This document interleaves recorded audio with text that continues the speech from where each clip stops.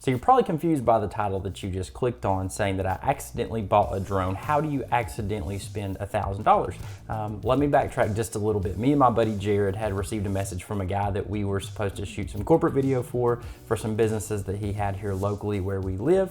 Jared is the one who owns the drone, or owned the only drone that we have between the two of us, which is the Mavic Pro.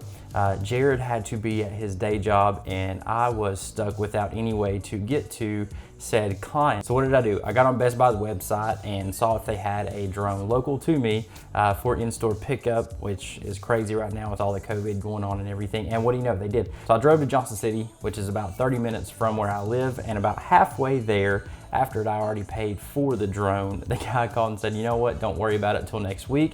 We can meet up one morning and shoot then. So at that point in time, I owned a DJI Mavic Air 2. Now, why did I not return it, you ask, since I had a week before the shoot? And to that I would say this, it's 2 words and it's active track. That's what I want to talk about today with the Mavic Air 2, the active track features that are packed into this little drone. Now, I'm not a drone connoisseur by any means. It's the first one that I've owned, but I have flown a couple of them. I've had some little toy mini drones. I have flown Jared's Mavic Pro. Absolutely love that thing. But there's some things about the Air 2 that I absolutely love with the active track features. So I'm going to talk about that and give you guys some example videos as well. Let's go ahead and hop into it.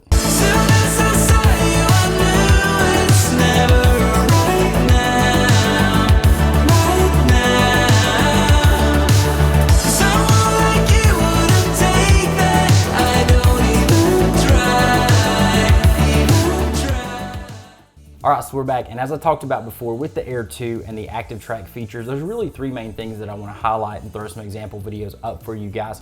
The first active track feature that I've really fallen in love with on the Mavic Air 2 is the orbital feature, and it is exactly what you would think it would be. You trace the box around the subject and the drone does an orbital pattern around the subject for as long as you want it to. You can also dictate how fast or slow it does the orbital pattern and the height at which it does it, the distance away from the subject. So it's very handy when you're getting cinematic footage or trying to get cinematic footage of either yourself or vehicles. Now, they just put out a firmware update for the Mavic Air 2 that I have not done yet, but apparently it's supposed to help the active track feature when you are tracking vehicles. So I'm going to download that and probably put it in a future video as far as that firmware update goes, but I know DJI is very good about keeping everything updated as far as their firmware goes. So the next feature that we have on the Mavic Air 2 from active track is what's called trace mode, which is the drone following the subject either before, so leading you, or following you from behind, which is a follow shot. Once again, you can control the height at which it does it and also the distance at which it keeps away from the subject, which is pretty cool. You guys will see that actually in the example video here in a second, but I really like this feature, especially if you're shooting stuff, once again, of vehicles or of the subject maybe running or walking. It really looks cool for leading shots, and that's actually the shot that I put in the example, was the drone leading me with me facing it. And I think for people who are shooting cinematic stuff such as commercials, maybe if you're getting a driver inside a vehicle and you're wanting it to lead the vehicle, the drone does a great job at actually tracking the subject that you set. And like I said, that trace mode is so cool. It just gives stuff a nice little flair. Now, the third mode that I want to talk about with active track is parallel mode. Once again, very self-explanatory, but the drone literally will run on a horizontal path beside the subject, and you can actually control whether it's a 90-degree parallel or even like a 45, which is, you know, almost parallel, and once again, height and distance from subject. Really neat too, and I think that this is a great angle to go along with those leading and following shots that you see in trace mode. So all of these are found in active track point of interest mode, and literally all you have to do is trace a box around the subject. It follows not only with the camera, but it does follow with the drone too. So what I'm going to do, let's go ahead and throw up some example footage, let you guys see these 3 different modes. We'll come back and I'll give my final thoughts.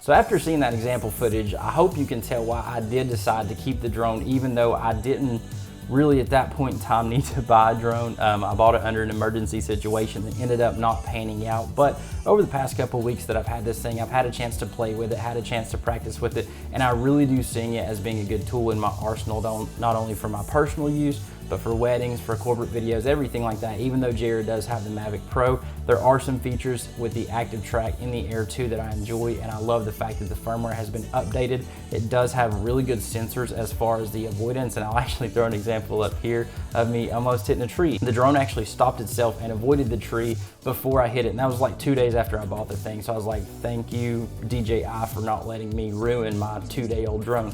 But anyways, guys, let me know what you think about the Air 2 down in the comments below. The Active Track, does it work for you? Do you love this drone? Do you hate it? Should you have gotten the Mavic Pro 2? Should I have gotten the Mavic Pro 2? I want to hear anything. And once again, thank you for being a part of this community. I really appreciate it. Consider liking and subscribing. We'll see you guys in the next